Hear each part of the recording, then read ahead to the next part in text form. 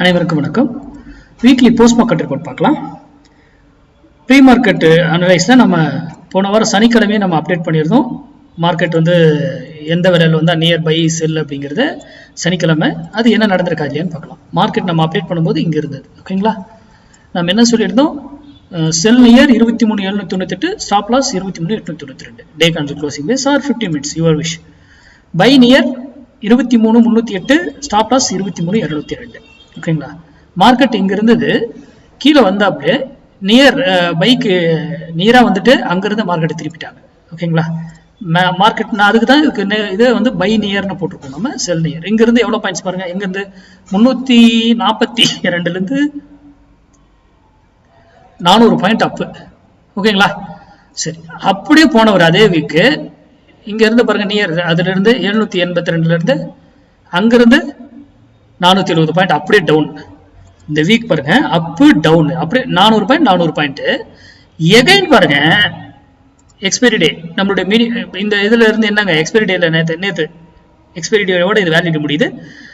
மந்த்லிலையும் அது இல்ல இயர்லியில பொசிஷன்ல இருந்தாக்கல அந்த பையன் நீங்க அப்படியே கண்டினியூ பண்ணலாம்னு சொல்லியிருப்பேன்.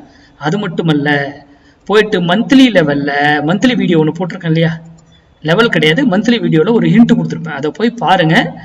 மார்க்கெட்ல என்ன நடந்துகிட்டு இருக்குன்றது நான் சொன்னது டிக்டோ அப்படியே நடந்திருக்கும், போய் செக் பண்ணி பாருங்க. அது மந்த்லி போஸ்ட் மார்க்கெட் ரிப்போர்ட் போடும்போது அது போடுறேன். ஓகேங்களா, அப்போ இங்க இருந்து ஒரு 300 பாயிண்ட் ஏறிக்கிட்டு இருக்கு. அப்போ மந்த்லியில பையில இதாகும் பொழுது நம்ம அப்படியே கண்டினியூ பண்ணுவோம். யூடியூப்ல கொடுத்துருக்கிற மந்த்லி வேல்யூ கிடையாது. இப்ப புரியுதுங்களா, யூடியூப்ல ஏன் அந்த வேல்யூ நம்ம கொடுத்துருக்கோம் என்னங்கிறது எல்லாமே இப்ப தெளிவா உங்களுக்கு புரியும் நினைக்கிறேன் எல்லாருக்கும். முதல்ல இந்த வேல்யூ வந்தா அதான் நீங்க பையோ செல்லோ முடிவெடுக்கணும். நீங்க என்ன முடிவெடுக்கிறீங்க, இத ஹெட்ஜிங் இல்லாம வர்த்தகமே பண்ணக்கூடாது. ஹெட்ஜிங் இல்லாம இந்த வர்த்தகத்தை நீங்க பண்ணவே கூடாது.